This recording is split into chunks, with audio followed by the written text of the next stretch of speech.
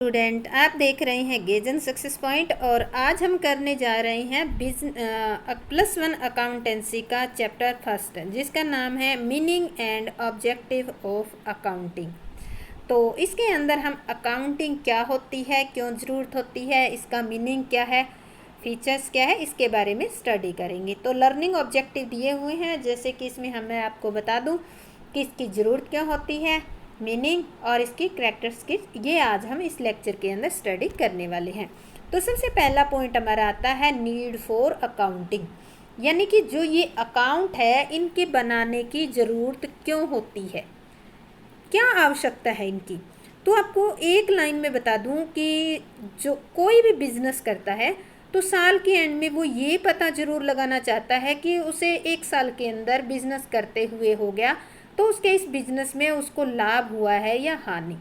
तो वो ये प्रॉफिट और लॉस जानने के लिए ही खाते बनाता है। अगर मान लेते हैं वो खाते नहीं बनाएगा तो क्या होगा, क्योंकि बिजनेस में बहुत सारी ट्रांजैक्शन होती हैं और इतनी सारी ट्रांजैक्शन को बिना लिखे याद रखना मुश्किल हो जाता है। तो साल के एंड में उसके सामने, बिजनेसमैन के सामने ये प्रॉब्लम आ जाएगी कि वो आप देखिए तो ट्रांजैक्शन भूल जाएगा। इस कारण से वो इस समस्या से बचने के लिए क्या कर लेते हैं, अकाउंट बना लेते हैं। तो अब देखो, केवल प्रॉफिट और लॉस ही इससे नहीं जाना जा सकता, बल्कि इससे आपको साल के एंड में ये भी पता चल जाएगा कि आपकी व्यवसाय में कितनी पूंजी लगी हुई है, यानी कि साल के शुरू में कितनी लगाई है, वो साल के एंड में कितनी होगी, और किस किस व्यापारी को आपको कितना रुपया देना है, या हम कह दें कि किस किस व्यापारी से लेना है। देखो, बिजनेस करते हैं, किसी को देना होता है तो किसी से लेना भी होता है और बहुत ज़्यादा ट्रांजैक्शन होती है। अगर हम ये कह दें कि कोई छोटा सा बिजनेस है, बहुत कम ट्रांजैक्शन होती है, तो उसको याद रख सकते हैं, पर आज के टाइम में तो वो भी पॉसिबल हम नहीं कह सकते। तो इससे आपको साल के एंड में पूंजी का, किस व्यक्ति से कितने रुपए लेने हैं, किसको कितने देने हैं, इन सूचनाओं को प्राप्त करने के लिए आवश्यक जरूरी ये हो जाता है कि वह वर्ष के दौरान किए गए प्रत्येक व्यवसायी लेन देन का पूर्ण और नियमानुसार लेखा करे। यानी कि पूर्ण का मतलब है कि जो भी छोटी मोटी जो भी ट्रांजैक्शन होती है, लेन देन होता है, उसका पूर्ण नियमानुसार, क्योंकि जो अकाउंटिंग है, अकाउंट है हमारी, उसको लिखने के कुछ नियम होते हैं, उस नियम के अकॉर्डिंग ही आपको लेखा करना है। दूसरा इसका है कि प्रत्येक व्यवसायी लेन देन का पूर्ण और नियमानुसार लेखा करने से व्यवसायी ये जान सकता है कि उसे वर्ष के दौरान कितना माल क्रय किया है। साथ के साथ देखो, अभी ऊपर आपको ये तो पता चल गया किससे कितने रुपए लेने हैं, किसको कितने देने हैं। इसके अलावा आप ये भी पता लगा सकते हो कि आपने वर्ष के दौरान कितना माल क्रय किया है, कितना आपने बेचा है, आपके टोटल खर्चे कितने हुए हैं, या उससे जो भी आय हुई है और खर्चे हुए उनसे कितना आपका शुद्ध लाभ और हानि हुआ है। इसके अतिरिक्त आप ये भी पता कर सकते हो कि आपके व्यापार की आर्थिक स्थिति कैसी है। आर्थिक स्थिति का मतलब है कि आपके व्यवसाय की स्थिति अच्छी मजबूत है या ऐसी स्थिति हो रही है जो डामाडोल हो रही है या डाउन होती जा रही है, तो इसका ज्ञान भी हो जाता है। साथ के साथ आप ये भी पता लगा सकते हो कि वर्ष के अंत में आपकी कितनी पूंजी है, यानी कि साल शुरू में आपने जो पूंजी लगाई है वो बढ़ी है या कम हुई है। और आप ये भी पता कर सकते हो कि वो पूंजी है वो किन किन संपत्तियों में लगी हुई है, यानी कि कितने रुपए की बिल्डिंग है, कितने की मशीनरी है। इस प्रकार आपको टोटल ज्ञान हो जाता है। इसी कारण से इस नॉलेज के कारण, इस नॉलेज को प्राप्त करने के लिए हर एक व्यवसायी क्या करता है, नियमों के अनुसार और पूर्ण लेखे रखता है। इसकी तभी जरूरत पड़ती है कि वो साल के एंड में इन सभी चीज़ों की वो जानकारी प्राप्त कर सके, इसलिए इसकी आवश्यकता होती है। सेकंड हम करेंगे इसका मीनिंग। देखो, मीनिंग जो इसका अलग से कुछ नहीं है, जो आर.एन. एंथोनी ने जो परिभाषा दी है, उस परिभाषा का ही, ये परिभाषा ही एक टाइप का मीनिंग ही समझो आप कंप्लीट, क्योंकि इस परिभाषा में सब कुछ दे रखा है। प्रत्येक व्यावसायिक इकाई में एक लेखा प्रणाली होती है, यानी लेखा प्रणाली का मतलब एक लेखा करने की कोई तरीका, कोई सिस्टम होता है। और लेखा प्रणाली व्यवसाय से संबंधित सूचनाओं को मौद्रिक रूप में एकत्रित करने, यानी कि उस सिस्टम के थ्रू हमारे जितने भी व्यावसायिक लेन देन होते हैं उनको हम मौद्रिक रूप में कन्वर्ट करके एक जगह एकत्रित करके लिखते हैं सारांश बनाते हैं और उनका विश्लेषण करते हैं और बाद में जानकारी देने का ये साधन बन जाती है। जानकारी कैसी देगी? अभी आपको पता चला ना पीछे आवश्यकता में जानकारी क्या मिलती है इनके अकाउंटिंग से। आपको साल के एंड में आपकी कितनी पूंजी है, कितना प्रॉफिट हुआ है, कितना लॉस हुआ है, किस व्यक्ति को कितने रुपए देने हैं, किससे कितने लेने हैं।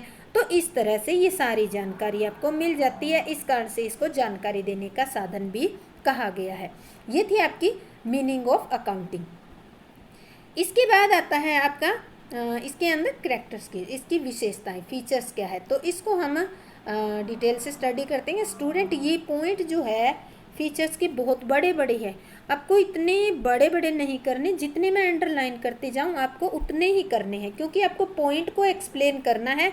इसमें कई एक पॉइंट के अंदर कई सारे एग्जाम्पल होंगे, तो सारे करने ज़रूरी नहीं है। आपको केवल जितना ज़रूरी है उतना ही मैं आपको बताऊंगी और आपको उतने ही करने हैं। तो सबसे पहला आता है accounting is an art as well as science. जैसे आपने पढ़ा था ना मैनेजमेंट भी साइंस है, विज्ञान है, सेम उसी तरह से क्या आ गया आपका अकाउंटिंग कला भी है और विज्ञान भी है। इन दोनों के रूप में पढ़ेंगे। तो कला जो होती है वो एक ऐसी विधि होती है जो पहले से निर्धारित किए गए उद्देश्य उनको पूरा कर लेती है, और उनको पूरा करने के लिए क्या करती है? अकाउंटिंग भी सेम यही काम करती है। अकाउंटिंग के अंदर क्या होता है? जितने भी व्यावसायिक लेन देन होते हैं उनका लेखांकन करने से, यानी कि जो भी लेन देन होता है होते ही उसको तुरंत लिख देना, वर्गीकरण कर देना। वर्गीकरण का मतलब है कि एक जैसे आंकड़ों को एक ही अकाउंट में रख देना, एक जैसे नेचर के जितने भी लेन देन है उनको एक अकाउंट में रखना और इनका सारांश तैयार करना। सारांश में मतलब इनका बैलेंस निकाला जाता है इसके अंदर। इससे क्या होगा आपको? इससे बिजनेस की जो भी आपको शुद्ध लाभ हुआ है या हानि हुई है या व्यवसाय की पोजीशन आपकी कैसे उसका पता चल जाता है। तो ये था आपका अकाउंटिंग एज एन आर्ट के रूप में। अभी जो साइंस है, जिस तरह साइंस के अंदर कुछ पहले से निश्चित किए हुए सिद्धांत होते हैं, क्योंकि साइंस जो होते हैं पहले से निश्चित सिद्धांतों पर आधारित होती है, सेम इसी तरह जो हमारा लेखांकन है वो भी एक विज्ञान है, क्योंकि उसमें भी एक सिद्धांतों की वो एक कह सकते हैं एक शाखा है, एक ब्रांच है। उसमें भी बहुत सारे सिद्धांत हैं, उनके अकॉर्डिंग ही हमें हर एक ट्रांजैक्शन को लिखना होता है और अकाउंट बनाने होते हैं। तो इन्होंने कहा क्योंकि यह भी ज्ञान की एक संगठित शाखा है जो कुछ निश्चित सिद्धांतों और अकाउंटिंग स्टैंडर्ड पर आधारित है। जिस तरह से विज्ञान कुछ सिद्धांतों पर बेस्ड होता है, सेम उसी तरह हमारी अकाउंटिंग जो है उसमें लेखा करने के कुछ नियम, कुछ प्रिंसिपल्स, कुछ स्टैंडर्ड होते हैं, उन्हीं के अकॉर्डिंग अकाउंट तैयार किए जाते हैं। तो इस कारण हम कह सकते हैं कि जो अकाउंटिंग है वो आर्ट तो है ही है, आर्ट के साथ साथ वो साइंस भी है। सेकंड हमारा आता है recording of financial transaction only. क्या कह रहा है ये कह रहा है केवल वित्तीय प्रकृति के लेन देनों का लेखा करना।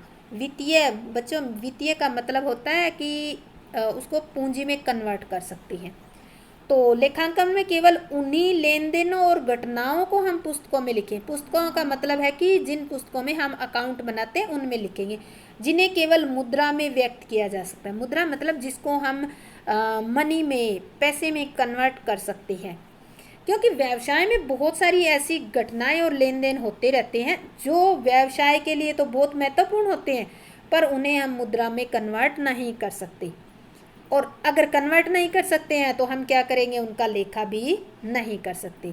जैसे एक एग्जांपल लेते हैं, मान लेते हैं एक उत्पादन प्रबंधक है और एक विक्रय प्रबंधक है, दो डिपार्टमेंट है। ये उत्पादन करने वाले डिपार्टमेंट का प्रबंधक है और ये विक्रय। इन दोनों में झगड़ा हो जाता है।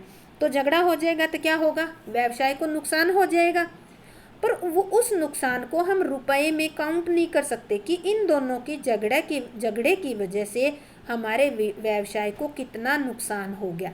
अब देखो, अगर उसको मनी में कन्वर्ट ही नहीं कर सकते तो उसका हम लेखा ही नहीं कर सकते। पर ये बिजनेस के लिए है बहुत इम्पोर्टेंट, क्योंकि इसकी वजह से नुकसान होता है। तो इस कारण से ये कहते हैं कि केवल वित्तीय प्रकृति के लेन देनों का लेखा करना है, यानी कि ऐसे लेन देन जो वित्त से रिलेटेड हो। इसके बाद एक जैसे दूसरा एग्जाम्पल आपको बता दूं, कर्मचारियों द्वारा हड़ताल कर लेना। क्योंकि ये तो आप सबको ज्ञान ही होगा कि अगर कर्मचारी हड़ताल कर देते हैं तो क्या होता है, प्रोडक्शन बंद हो जाता है। बंद होने से सीधा सा नुकसान होगा, पर कितने का नुकसान हुआ ये हम कुछ नहीं कह सकते, क्योंकि इन घटनाओं से व्यवसाय को जो हानि होती है, हानि तो अवश्य होगी, परंतु कोई भी व्यक्ति यह नहीं बता सकता कि इससे व्यवसाय को मुद्रा के रूप में कितनी हानि होगी और कब होगी, कुछ नहीं कहा जा सकता। इस कारण से हम ऐसे लेन देन जो वित्तीय प्रकृति के नहीं हैं उनका लेखा नहीं करते। सेकंड आता है मुद्रा के रूप में लेखा करना, recording in terms of money. देखो पहले तो हमें लेन देन देखना था कि वो मुद्रा में कन्वर्ट हो सकता है या नहीं। अब हमें ये देखना है कि उस लेन देन के थ्रू आपने कोई आइटम ली है या कोई दी है, तो उसको आप मुद्रा में कन्वर्ट कर सकते हो या नहीं। जैसे कि पुस्तकों में प्रत्येक लेन देन का मुद्रा के रूप में ही लेखा किया जाएगा। मान लेते हैं एक व्यवसायी ने 200 कुर्सियाँ 10 मेज खरीदी, तो इनका मुद्रा के रूप में मूल्य जो होगा उसी का लेखा किया जाएगा। अब आप ये नहीं कहोगे कि 200 कुर्सियाँ 10 मेज खरीदी, तो पुस्तकों में ऐसे नहीं लिखोगे कि 200 कुर्सियाँ 10 मेज हमने खरीद ली तो पुस्तकों में यही लिख दे, नहीं। इन 200 कुर्सियों का मूल्य, इन 10 मेजों का मूल्य जो होगा उसी को ही बुक के अंदर लिखा जाएगा। जैसे 200 कुर्सियाँ हमारी, एक कुर्सी हमारी आती है 500 रुपये की, तो 200 कुर्सियाँ कितनी आ जाएगी आपकी, ये सारे इसको कन्वर्ट करके लिख देंगे। एक मेज 10 मेज है, एक मेज आता है आपका 500 रुपये का, तो इस तरह से हम 5000 रुपये लिखेंगे, ना कि 10 और 20, ये 500 200 तो अलग अलग हम नहीं लिखेंगे। इनका जो मुद्रा में मूल्य बनता है उसी मूल्य से लेखा किया जाएगा। इसी तरह से आप कह सकते हो कि ये समझाने के लिए नीचे, परंतु इन्हें मुद्रा के रूप में, जैसे कि 50,000 रुपये की नगद हो गया, भूमि 2 करोड़ रुपए की, ऊपर दिए ना कि भूमि है, मशीन है, तो इन सब की वैल्यू को हम कन्वर्ट करके मुद्रा में और फिर लिखेंगे। इसके बाद आता है, ये बहुत लंबी है ये पॉइंट, तो इसको सारा करना ज़रूरी नहीं है, केवल आपको पॉइंट को ही एक्सप्लेन करना है बच्चों। इसके बाद आता है क्लासीफाइंग। क्लासीफाइंग का मतलब होता है वर्ग बनाकर अलग अलग लिखना। अब आता है जर्नल और सहायक बहियाँ।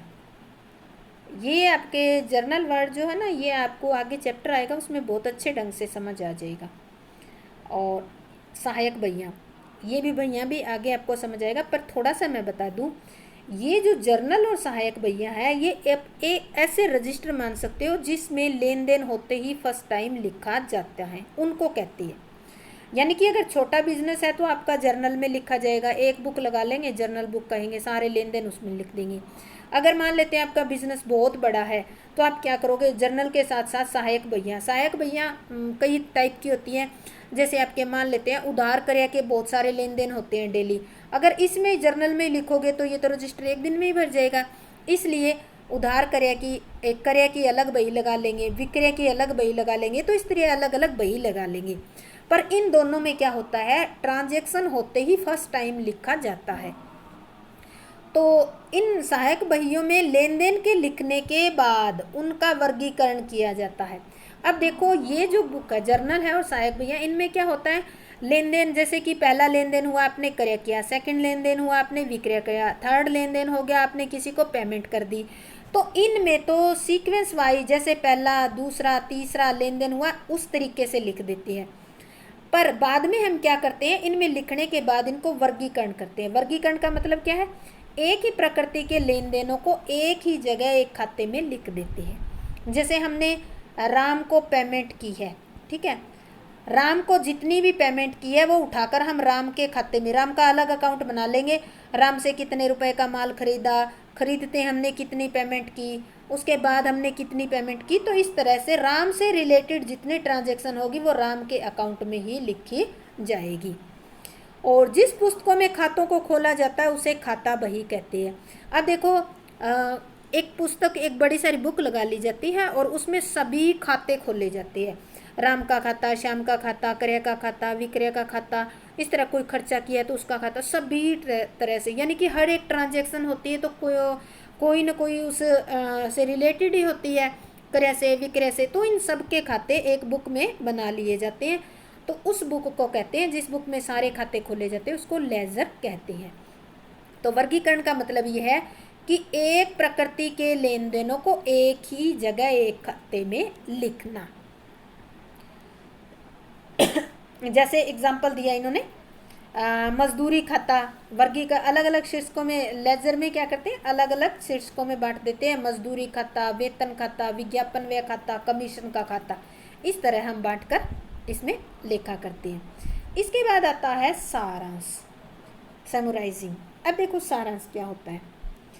सारांश तैयार करना एक ऐसी कला है, इसके अंदर क्या करते हैं, वर्गीकृत किए गए आंकड़ों को इस ढंग से पेश करते हैं कि प्रबंधक और जो भी व्यवसाय से रिलेटेड अन्य व्यक्ति है उनको आसानी से समझ में आ सके।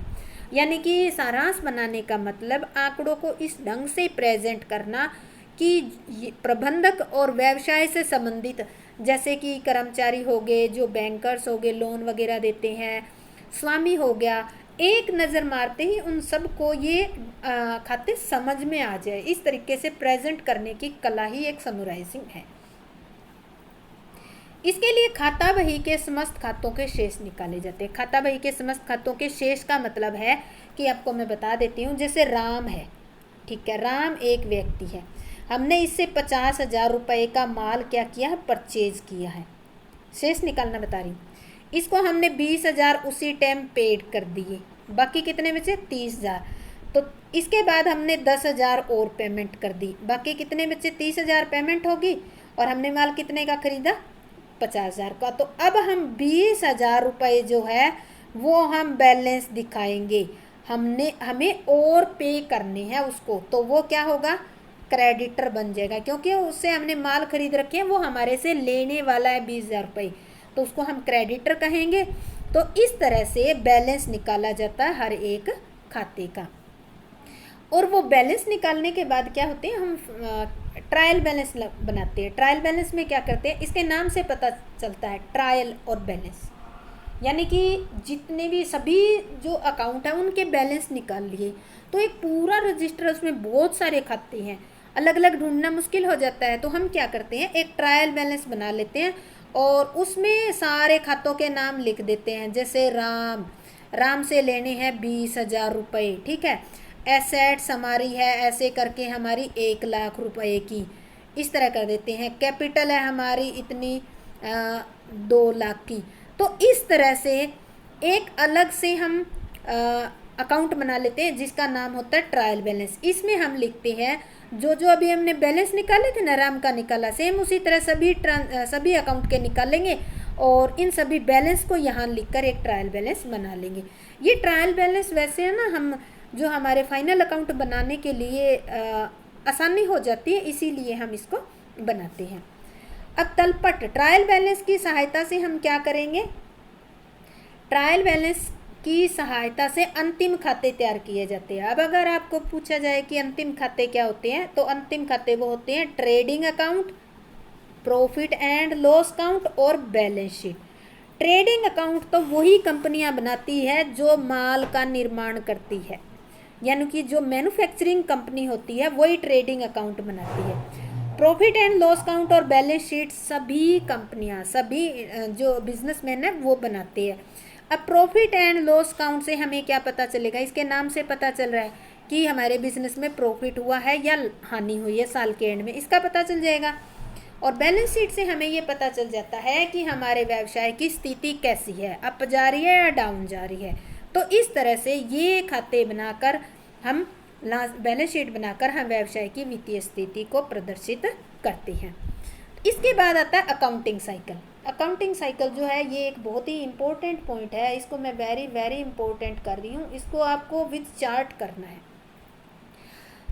लेखांकन रिकॉर्डिंग करने, वर्गीकरण करने और सारांश तैयार करने को लेखांकन की प्रक्रिया कहा जाता है। ये जो काम ऊपर हमने पढ़ा है ना, इसको करना जो है उसको हम एक अकाउंटिंग प्रोसेस कहते हैं। अकाउंटिंग जो साइकिल है, ये प्रोसेस पूरी कैसे होती है, ये दो नाम से आ जाता है ये question, explain accounting process, explain accounting cycle. तो आपको यही करना है, इसी को ही एक्सप्लेन करना है। तो मैं ये चार्ट एक्सप्लेन कर रही हूँ। तो देखो सबसे पहले क्या होता है बिजनेस में, ट्रांजैक्शन, लेन देन होती है। अब अगर व्यवसाय छोटा है यानी कि स्मॉल है तो क्या होगा, एक ही रजिस्टर में सारे लेन देनों को लिख सकते हो, जिस रजिस्टर को हम कहते हैं जर्नल। ठीक है, अगर आपका बिजनेस बहुत बड़ा है तो इस रजिस्टर ये एक दो रजिस्टर डेली बढ़ जाएगा, ये आपका काम मुश्किल हो जाएगा। तो इसके लिए हम क्या करेंगे, अलग बुक लगा लेंगे। नगद लेन देन के लिए अलग बुक, उधार क्रय करते हैं तो उसके लिए अलग, उधार विक्रय के लिए अलग, अगर कोई खरीदा हुआ माल वापस करते हैं तो उसके लिए अलग, बेचा हुआ माल वापस आ जाता है उसके लिए अलग, कोई बिल मिला है जिसकी पेमेंट हमें मिलनी है उसके लिए अलग बुक, और बिल कोई भुगतान करना है, कोई ऐसे बिल है जिसकी पेमेंट हमें करनी है तो उसके लिए अलग, और एक जर्नल प्रॉपर, यानी कि यही वाला है सेम, ये भी लगाई जाती। तो 8 लगाई जाती है, 7 बुक और एक ये जर्नल बड़े बिजनेस के अंदर। तो हम क्या करेंगे, ट्रांजैक्शन करते ही इनमें फटाफट लिख देंगे, डेट वाइज, सीक्वेंस वाइज। इसका अगला स्टेप कौन सा होता है, इससे बड़ा बिजनेस है तो और छोटा बिजनेस है तो आप बनाओगे लेजर। लेजर के अंदर क्या होगा, अकाउंट बनाओगे, जैसे आपको राम वाला समझाया था ना, सेम वैसे ही आप अकाउंट बनाओगे। अकाउंट बनाने के बाद उन सभी अकाउंट के बैलेंस निकालोगे, बैलेंस निकाल कर आप बनाओगे ट्रायल बैलेंस। ट्रायल बैलेंस बनाने के बाद आप क्या करोगे, इस ट्रायल बैलेंस में जो डाटा उसके बेस पे आप trading account, profit and loss account और बैलेंस शीट बनाओगे। ये आ जाएगा आपका हिसाब किताब, आपको पता चल जाएगा, साल कंप्लीट हो जाएगा यहाँ, फिर अब ये हमारी स्टार्टिंग हो जाएगी ट्रांजैक्शन की। तो इस तरह से ये साइकिल चलता रहता है। इसके जो यहाँ लिखा हुआ है ये सेम वैसे ही लिखा हुआ है, इसके अंदर देख लेना, जो एक्सप्लेन किया वही है, और ये चक्कर जो होता है 1 साल में पूरा होता है। इसके बाद आता है इंटरप्रिटेशन ऑफ द रिजल्ट, यानी कि परिणामों की व्याख्या करना। अभी देखो हमने क्या किए थे, बना लिए थे उसमें रिजल्ट, फाइनल अकाउंट तक बना लिए थे, जैसे trading account, P&L account, balance sheet सारे बना लिए थे। तो लेखांकन में क्या होता है, व्यवसाय के परिणामों को, जो हमारे ये तीनों अकाउंट में आए उन परिणामों को इस ढंग से प्रेजेंट किया जाता है कि व्यवसाय में हित रखने वाले सभी पक्षकार कौन से होते हैं, स्वामी, प्रबंधक, बैंकर्स, लेनदार, कर्मचारी आदि सभी को ही व्यवसाय में कितने लाभ या हानि हुई है, व्यवसाय की स्थिति क्या है, इन सब के बारे में उनको जानकारी, सही जानकारी मिल जाए। इसके बाद आता है कम्युनिकेटिंग। ये जो अकाउंट बनाए ना हमने यहाँ पर, ये अकाउंट कम्युनिकेट करने का मतलब होता है कि इन सभी पार्टियों को भेजना डाटा, इन सभी पार्टियों को भेजना, ताकि ये पार्टियां अपनी व्यक्तिगत आवश्यकताओं के अनुसार इनका विश्लेषण कर सके। विश्लेषण का मतलब, हम बैंक का एग्जांपल लेते हैं, आपने यहाँ डाटा, आपका प्रॉफिट अच्छा हो रहा है, प्रॉफिट एंड लॉस अकाउंट देखेगा बैंक आपका, और पीछे कई वर्षों के देखेगा, और फिर बैंक देखेगा कि आपके बिजनेस में पिछले 5 वर्षों से प्रॉफिट हो रहा है, तो आपने लोन अप्लाई किया है तो वो बैंक आपको लोन देने के लिए तैयार हो जाएगा। अगर मान लेते हैं लॉस ही लॉस हो रही है, कोई प्रॉफिट तो है नहीं, तो बैंक क्या करेगा, आपको कोई लोन नहीं देगा। तो इस तरह से इन सब को कम्युनिकेट करने का मतलब उनके पास भेज दिए जाते हैं या उनको कम्युनिकेट कर दिए जाते हैं, वो अपनी आवश्यकता के अनुसार इसको विश्लेषण करके यूज़ करते रहते हैं और अपने डिसीजन लेते रहते हैं। तो स्टूडेंट, ये हमारा एक लेक्चर था। अगर आपको ये बहुत अच्छे ढंग से समझ आ गया है तो प्लीज़ लाइक, शेयर और सब्सक्राइब ज़रूर करें। जय हिंद, जय भारत।